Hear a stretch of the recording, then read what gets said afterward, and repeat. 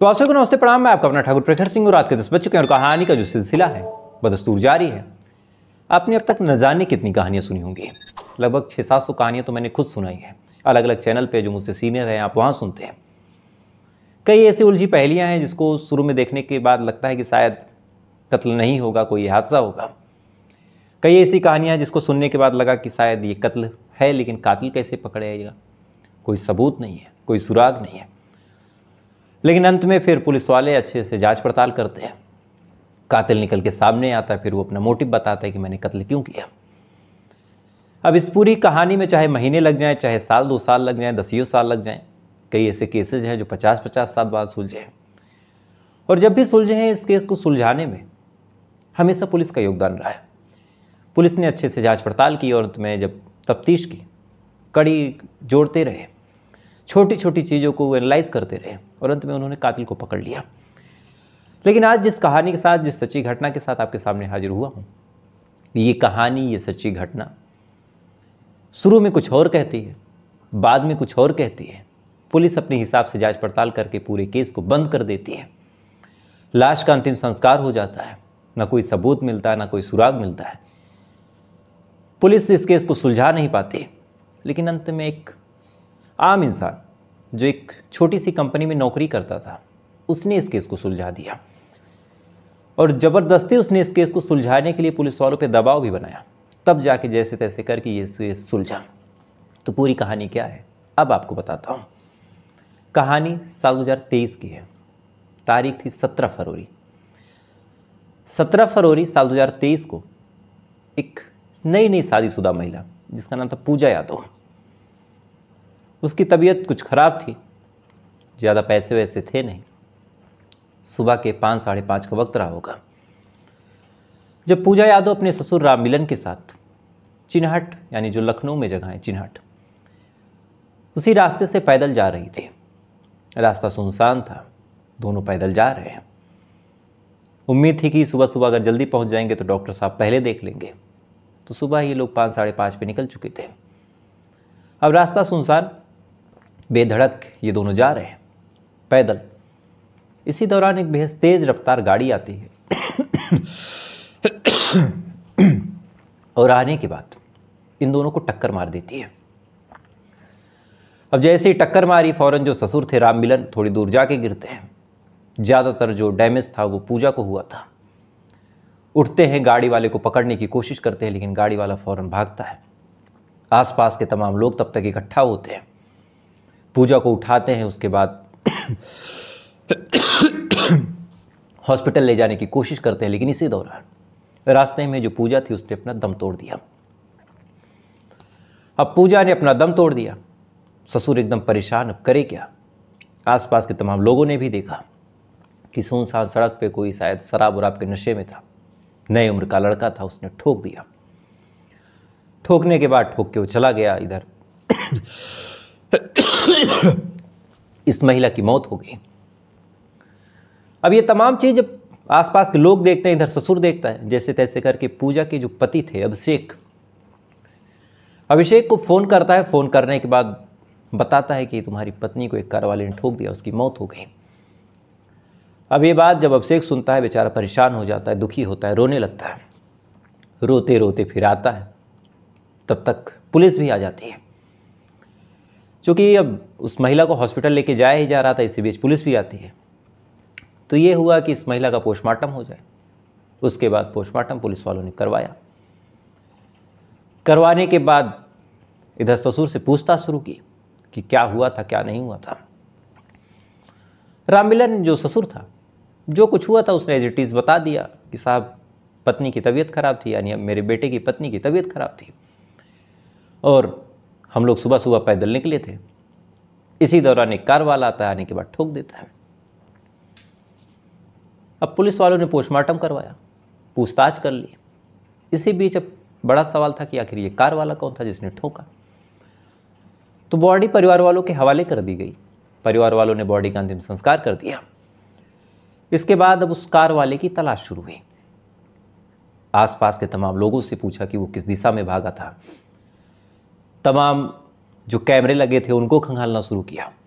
तमाम गली मोहल्लों की तलाशी ली, सबसे पूछा कि क्या किसी ने नंबर वंबर देखा। उसके बाद तमाम कैमरों में जितनी गाड़ियां कैद हुई थी उनकी लिस्ट को, उनकी तस्वीरों को, जो राम मिलन थे उनको दिखाया गया। अंत में राम मिलन ने उस कार की पहचान कर ली। अब जब कार की पहचान हो गई तो पुलिस वाले अब उस कार के नंबर के माध्यम से उसके मालिक तक पहुंचते हैं, ड्राइवर को उठाते। ड्राइवर का नाम भी इत्तेफाक से दीपक को उठाने के बाद पूछताछ करते हैं कि क्या हुआ था। दीपक डरते सहमते बताता है कि साहब मैं नशे में था और मुझे गाड़ी लेके मालिक के पास जल्दी पहुंचना था, इस वजह से मैं स्पीड में था। मुझे लगा पूरी सड़क साफ है, लेकिन हल्का हल्का कोहरा भी पड़ रहा था। अचानक से ये लोग सामने आ गए, मैं कंट्रोल कर नहीं पाया और मुझसे ठुक गई गाड़ी। अब ये बात पुलिस वाले सुनते हैं, अच्छे से चेक करते हैं, अच्छे से इंट्रोगेट करते हैं। उसके बाद जो उचित कार्रवाई थी, जो सज़ा होनी थी, जो फाइन लगना था, वो तमाम चीज़ें लगा के दीपक को बंद कर देते हैं। बंद करने के बाद अब फिर मामला भी बंद, चूँकि अब इसमें हो क्या कर सकता है। चूँकि एक्सीडेंटल केस था, कहीं कोई सुराग, कहीं कोई सबूत मिला नहीं, क्राइम सीन पे भी कुछ नहीं मिला, ड्राइवर का कोई मोटिव मिला नहीं, बात आई गई हो गई। पुलिस वाले भी इस केस को भूल गए। 17 फरवरी की यह घटना थी। 28 फरवरी आते आते पूरा मामला साफ हो गया, अंतिम संस्कार हो ही चुका था। फरवरी महीना पूरा बीत गया। परिवार वाले भी इस गम के साथ अब जीना सीख रहे थे। पति का रो रो के बुरा हाल था, लेकिन जाने वाले को कौन रोक सकता है। इसी उम्मीद के साथ वो जीना शुरू करता है। इसी दौरान उसको याद आता है कि मैंने अपनी पत्नी के नाम कुछ बीमा करवाया था, कुछ इंश्योरेंस आमतौर पे लोग करवा देते हैं। तो पत्नी की मौत हुई है, नेचुरल डेथ हुई नहीं है, एक्सीडेंटल केस है, तो मैं क्लेम करूं तो शायद कुछ पैसे मिल जाए। इसके बाद जो पति था अभिषेक पहुंच जाता है बीमा कंपनी, और पहुंचने के बाद वहां कहता है कि साहब मेरी पत्नी का एक्सीडेंट हो गया और मेरा बीमा था और कायदे से अब मुझे रकम मिल जानी चाहिए। अब बीमा कंपनी ये बात सुनी, उसके बाद डॉक्यूमेंट देखे। उसके बाद उन्होंने कहा कि ऐसे नहीं होगा, आप पुलिस के पास से एफआईआर की कॉपी मांग के लाइए, जो आपने एफआईआर करवाई हो कि एक्सीडेंट में मौत हुई है, हम कैसे मान लें। अब इधर एफआईआर कुछ खास हुई नहीं थी, नॉर्मली जांच पड़ताल पुलिस वालों ने की थी। तो 20 मई साल 2023 को, यानी फरवरी में एक्सीडेंट हुआ था, मार्च बीत गया, अप्रैल बीत गया, तीसरे महीने, वो भी कायदे से कहें तो 3 महीने गुजरने के बाद चौथा महीना लग गया था। 17 से 17 जोड़े तो चौथे महीने में फिर पहुंच जाता है जो अभिषेक था पुलिस स्टेशन और एफआईआर दर्ज करवाता है। अब 4 महीने पहले ये केस हुआ था, पुलिस वालों को भी याद था कि हुआ था, एफआईआर भले नहीं हुई थी, हमने चेक किया था। तो उन्होंने एफआईआर दर्ज की, इधर जांच पड़ताल हो ही चुकी थी। उसकी कॉपी जो थी वो बीमा कंपनी को देनी थी, तो एफआईआर की कॉपी अभिषेक को दे दी। उसके बाद अभिषेक एफआईआर की कॉपी को बीमा कंपनी में सौंप देता है और पैसे के लिए क्लेम कर देता है। अब बीमा कंपनी वाले चेक करते हैं, तमाम डॉक्यूमेंट, तमाम चीज़ें भी ओरिजिनल, एफआईआर की कॉपी भी आ गई। अब कायदे से पैसा देना था। अब जब पैसे देने की बारी आई तो बीमा कंपनी ने चेक किया कि भाई देने कितने हैं। जब चेक किया तब पता चला कि 50 लाख रुपए देने हैं। अब इतनी बड़ी रकम जब पुलिस वालों के एफआईआर और तमाम चीज़ों को पाने के बाद बीमा कंपनी वाले देखते हैं, तब उनका माथा खिसकता है। उन्हें लगा कि यार एक मिडिल क्लास आदमी जिसके पास चलने के पैसे नहीं थे, एक बीमार महिला को वो हॉस्पिटल नहीं ले जा सकता था, उसके 50 लाख के इंश्योरेंस, ये कैसे है। बीमा कंपनी ने अब जांच पड़ताल शुरू की और खासकर एक अधिकारी था जो पीछे पड़ गया कि इसमें दाल में ज़रूर कुछ काला है। जब वो पीछे पड़ा, घर पे आया, उसने चेक किया कि क्या है क्या नहीं है, तब कई और चीज़ें उसने देखी। 4 तो गाड़ियाँ थी, जिनमें से 2 कार और 2 बाइक। अब एक घर में 4 गाड़ी हैं, 2 कार हैं, 2 बाइक हैं, उस घर की महिला जो बीमार है वो पैदल जाएगी। ये बात अब बीमा कंपनी वालों को खटक गई। पता किया कि भाई शादी वादी कैसे क्या हुई थी। जब पता किया तो पता चला कि शादी अभी 1 साल पहले हुई थी। बीमा कंपनी ने कहा कि और कुंडली निकालो। जब और कुंडली निकाली तो कुछ और चीज़ें पता चली। दरअसल पूजा के नाम पे कई लोन थे, कोई 10 लाख, कोई 5 लाख, और ये गाड़ियां भी लोन के पैसों से ली गई थी। तो एक तो कई लाख रुपए का लोन पूजा के नाम पे, दूसरे 50 लाख का तो लाइफ इंश्योरेंस था।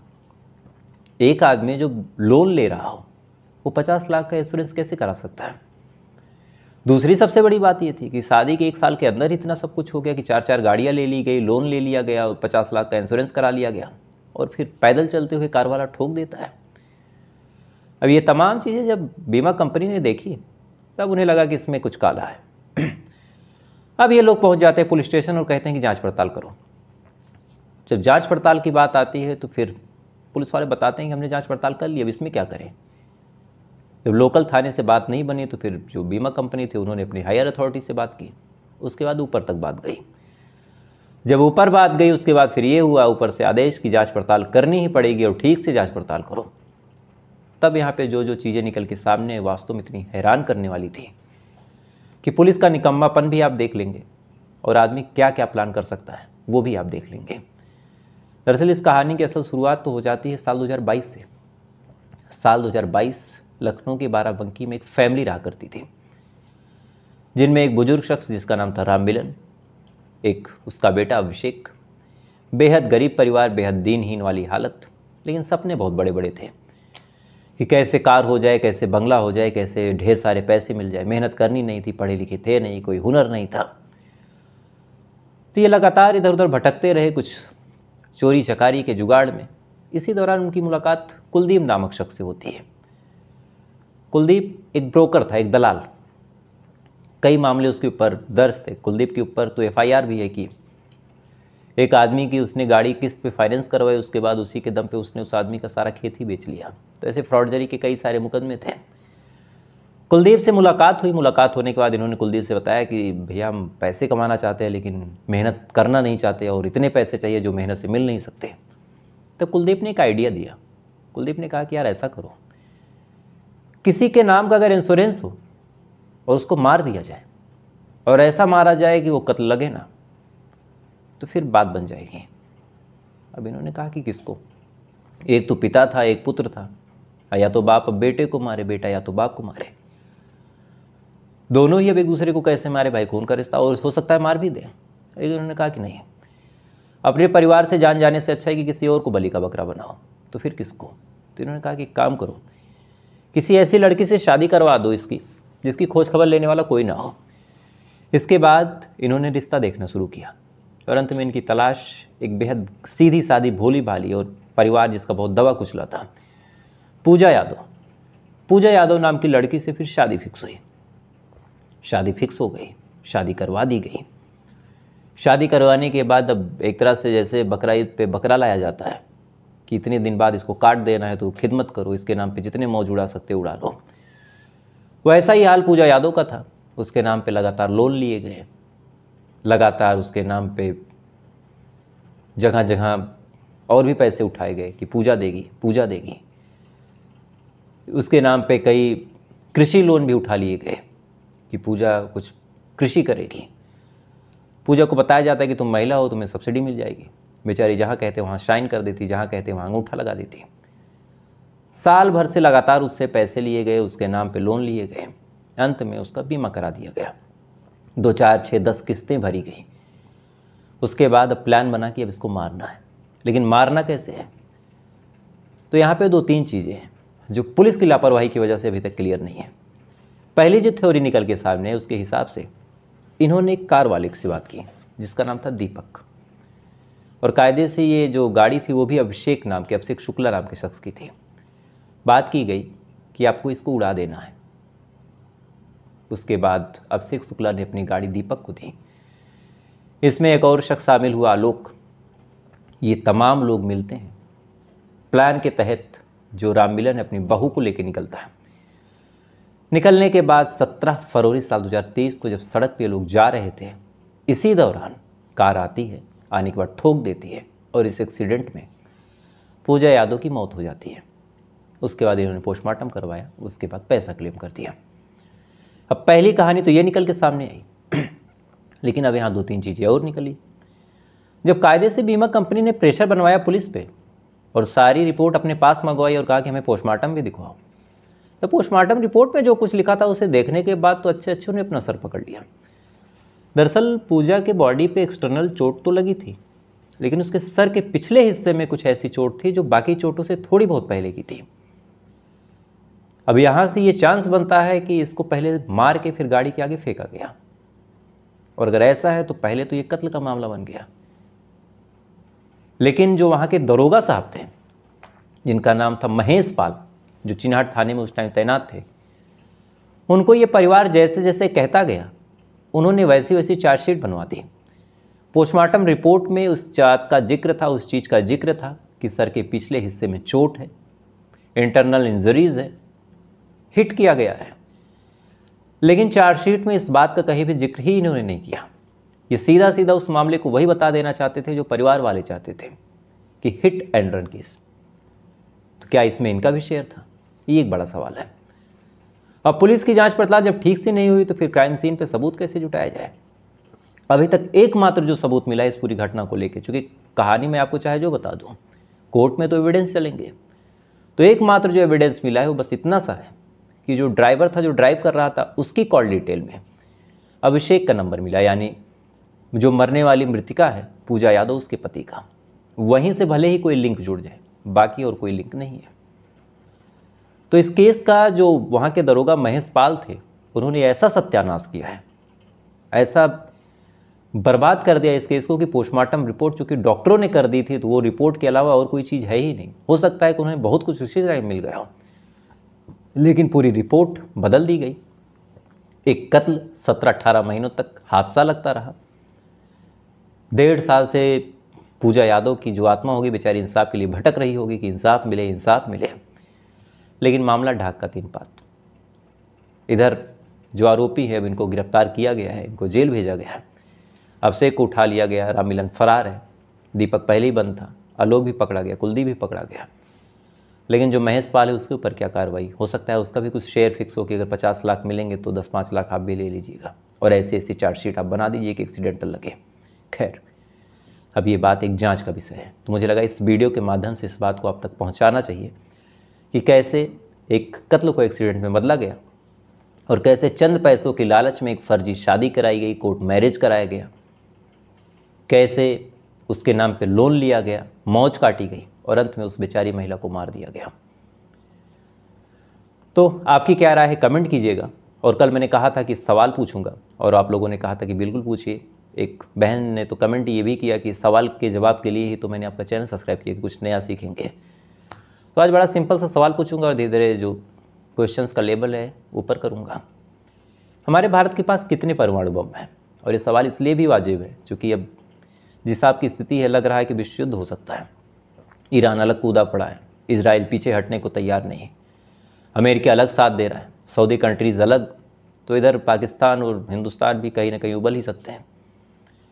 और इधर एक उड़ती उड़ती खबर भी आई कि बीजेपी ने कहा कि अगर कश्मीर में हमारी सरकार बनी तो हम पीओके ले लेंगे, तो यहाँ भी युद्ध की संभावना है। तो भारत के पास कितने परमाणु हथियार हैं?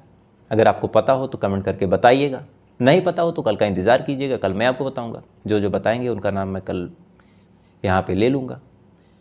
तो आपसे कल फिर मुलाकात होगी किसी दूसरी सच्ची कहानी के साथ। तब तक अच्छे रहिए, खुश रहिए, अपना ख्याल रखिए, अपने देश का ख्याल रखिए। जय हिंद, वंदे मातरम।